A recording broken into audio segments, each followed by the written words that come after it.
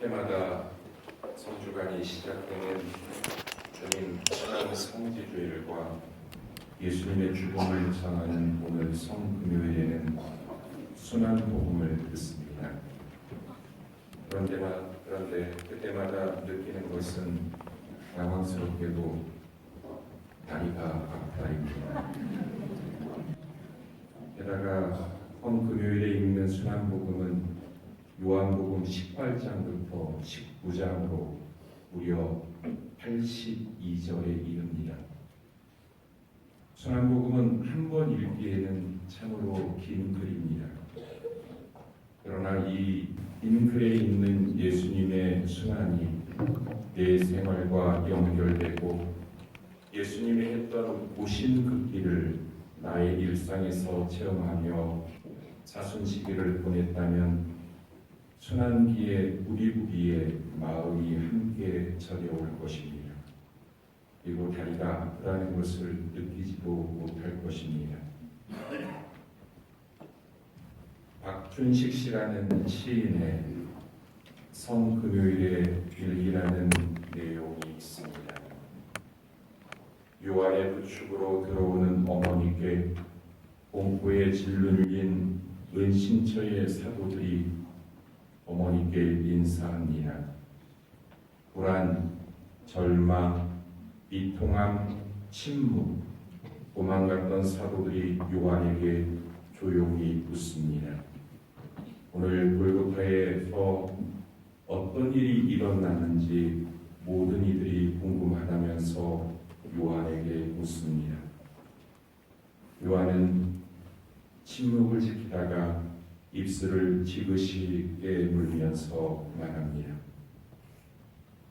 베로니카의 참담한 몸부림, 십자가 지고 울으시면서 3번이나 넘어지신 나의 스승님, 뼈마디 부서지는 망치 소리,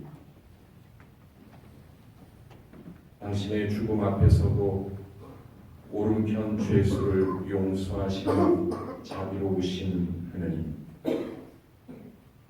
사랑하는 제자에게 어머니를 잘 모시라는 아들의 따뜻한 모습, 그리고 예수님의 죽음을 확인하기 위해서 예수님의 옆구리를 창으로 찌른 병사 올지노. 이 말을 들은 베드로는 밖으로 나가 땅에 얼굴을 대고 끊임없이 온몸으로 통곡을 합니다. 요한복음의 내용이 있은 후에 집으로 돌아온 성모님을 맞이했던 제자들의 모습을 그린 내용입니다. 가장 거룩한 주간이라고 하는 성주간의 정점은 오늘 성금요일입니다. 오늘 우리는 무엇을 묵상하고 무엇을 성찰해야 합니까? 예수님의 죽음, 예수님의 십자가, 예수님의 고통, 이 세상 그 어떤 것보다도 가장 거룩한 묵상거리입니다. 그런데 우리는 여기서 배물어야 합니다. 요즘 아이들의 표현처럼 예수님의 죽음이, 그 십자가가, 고통이 도대체 나와 뭔 상관인데 그래서 나보고 어쩌라고. 아이들의 싸늘한 이런 표현은 싸가지 없게 보이지만 따지고 보면 자기와 직접 관계가 없기 때문에 맞는 표현일지도 모릅니다. 과연 나와 무슨 연관이 있고 그분의 죽음이, 그분의 십자가가, 그분의 고통이 무엇을 깨닫게 하는지를 우리는 찾아보아야 합니다. 10여 년 전 패션 오브 크라이스트라는 영화가 전 세계적으로 바람을 일으켰습니다. 그리스도인이든 비그리스도인이든 영화를 보면서 많은 감동을 이야기합니다. 심지어 많은 개신교회와 성당에서 성금요일 이 영화를 편집해서 묵상하기도 했다고 합니다. 올해 이 영화가 다시 재개봉된다고도 합니다. 그 영화가 인기 있었던 것은 예수님의 십자가 길의 과정이 너무나 사실적으로 잔인하게 잘 묘사되었기 때문이라고 합니다. 그래서 많은 이들은 그 영화를 보며 예수님의 고통과 죽음을 생각하고 눈물을 흘리고 가슴이 아팠다고 합니다. 많은 이들은 성금요일에 이런 분위기를 또 눈물을 흘리는 초상집 분위기로 성금요일을 이해합니다. 성금요일은 우울한 분위기로 조성되어 있습니다. 그러나 우리는 여기서 반문해야 합니다. 과연 우울한가? 초상집 분위기인가?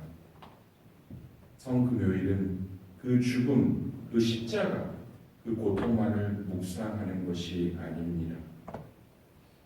침울해야 하고 힘들어야 하고 눈물과 슬픔만이 있어야 합니까? 그것은 아닐 것입니다. 만일에 그렇다면 우리는 너무도 힘듭니다. 왜냐하면 우리 자신의 십자가도 너무나 버겁기 때문입니다. 그것을 짊어져야 합니까? 나는 그 분위기의 십자가와 죽음을 맞이하고 싶지 않습니다. 많은 이들도 공감할 것입니다. 우리는 예수님처럼 육체적인 고통은 없지만 매일매일 우리들에게도 십자가가 너무나 많습니다. 이겨나갈 십자가도 있지만 답이 안 나오는 십자가도 참으로 많습니다. 해답 없이 마냥 기다려야 하는 십자가도 있습니다. 가장 버겁고 답이 안 나오는 십자가는 사랑의 관계, 우정의 관계, 신뢰와 믿음의 관계의 단절과 깨어짐입니다. 사랑했던 부부의 신뢰가 깨지고 부모와 자녀 간의 사랑이 깨지고 친구와의 우정이 깨집니다. 가장 아픈 것은 사랑, 신뢰, 믿음의 단절에서 오는 것입니다. 예수님의 십자가에서 그 답을 찾으라고 하는데 답이 안 나옵니다. 참으로 답답할 뿐입니다.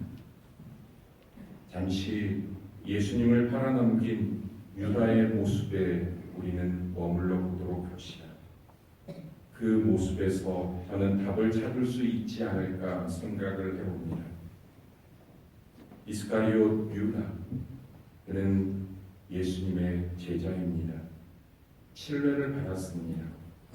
그랬기에 가정과 모든 것을 버리고 예수님을 따라 나섰던 것입니다. 그에게 사대단 안에서 임무도 주어졌습니다. 아무에게 맡길 수 없는 재정 담당이라고 하는 임무가 주어졌던 것입니다. 그에게는 신뢰가 있었습니다. 그러나 그가 변합니다. 변한 이유가 무엇입니까? 본성이 원래 안 좋았던 인물이었는가? 그랬다면 그는 스스로 목숨을 끊으면서 죄책감을 갖지 않았을 것입니다.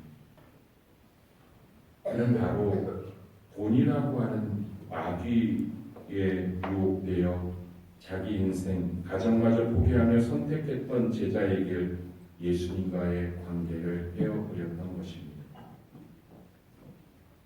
이스카리옷 유다가 예수님을 팔아넘긴 원인은 무엇입니까? 은전 30일입니다. 우리들의 통화와 다르기 때문에 개념이 조금은 없지만 얼마나 대단한 돈이기에 자기가 포기하면서 따랐던 스승을 팔아넘길 수 있겠는가? 은전, 그 당시에는 세켈이라고 통화 단위를 이야기했습니다. 1세켈은 30데나리온, 그리고 1데나리온은 하루 일당입니다. 그러면 1세켈은 30데나리온이니까 한 달치 일당입니다. 은전 30립, 30세켈, 30개월 월급입니다. 참으로 많은 돈 같죠. 그러나 요즘 우리들이 받는 월급, 그나마 조금 먹고 살 정도의 월급이 300만 원 정도라고 하면 30개월이면 얼마입니까? 1억이 안 되는 돈입니다. 이 1억이 안 되는 돈, 과연 그 욕심 때문에 팔아 넘긴 것입니다. 과연 그 돈이 스승과 제자의 관계를 깨뜨릴 만한 돈의 액수입니다. 1억도 안 되는 돈. 그러나 이것은 돈의 문제가 아닙니다. 그것은 그 당시의 현실에 유혹되는 유다의 모습에 우리는 머물러야 합니다. 우리들의 부모, 그리고 부부 사이, 친구지간의 우정의 단절도 다른 이유가 아닙니다. 바로 눈앞에 보이는 현실, 지나고 나면, 시간이 흐르고 나면 대단한 것도 아닌데 눈앞의 현실 때문에, 그리고 단순한 불편함 때문에, 평등하지 못한 유산 배분 때문에, 잠시 다른 이성에 대한 호기심 때문에 우리는 죄를 짓습니다. 관계를 깨뜨립니다. 이 공통점은 바로 현실입니다. 그래서 우리에게 가장 큰 유혹은 현실입니다. 신앙인에게 가장 큰 유혹은 현실입니다. 우리가 기도의 장애가 되고 신앙생활에 장애가 되는 것은 무엇입니까? 마음이 없어서가요. 눈앞에 보이는 현실, 자녀들에 대한 현실, 내 남편에 대한 현실, 우리 가족에 대한 현실, 이게 곧 십자가로 다가오고 결국 버겁기 때문에 우리는 눈을 돌릴 수밖에 없는 것입니다.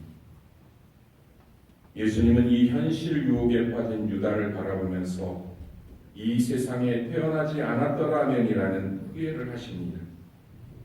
우리들도 예수님처럼 후회할 때가 많습니다. 이 배우자가 아니었더라면, 내가 이 자식을 낳지 않았더라면, 저 친구와 친하게 지내지 않았더라면이라는 원인론을 생각하고 그 원인론의 무덤에 머물러 있습니다. 그러나 예수님의 답은 달랐습니다. 그분은 침묵하셨습니다. 그리고 십자가를 보여주셨습니다. 그리고 죽음을 보여주셨습니다. 당신이 그 해답을 강요하시는 것이 아니라 당신의 십자가 모습에서, 가시관을 쓴 당신의 처절한 얼굴에서, 나약한 인간이 거부할 수 없는 그 죽음의 모습에서 바로 우리들 스스로가 그것을 깨닫기를 바라고 있는 것입니다. 십자가와 죽음이라는 두 단어 안에 숨어 있는 큰 의미는 무엇인가? 이것은 오늘 우리가 성금요일에 크게 그리고 가슴 깊이 생각해야 하는 한 가지입니다. 십자가와 죽음은 세상의 언어, 인간의 언어로는 끝이지만 그게 끝이 아니라 그 안에 담겨져 있는 하느님의 무한한 사랑, 이것이 오늘 우리들이 이 순환 예식에 참여하고 있는 주된 이유이고 그 메시지를 살아야 하는 우리의 목적입니다. 그러면 우리는 무엇을 해야 합니까? 우리는 어떤 것을 해야 합니까? 끊임없이 믿음과 신뢰 관계를 지속시키기 위해 말없이 침묵을 지키시면서 묵묵히 걸으셨던 그 십자가를 바라보아야 합니다. 그리고 하나님의 무한한 사랑을 실천해야 합니다. 이 사랑 때문에 모든 이에게 희망이 주어지는 것입니다.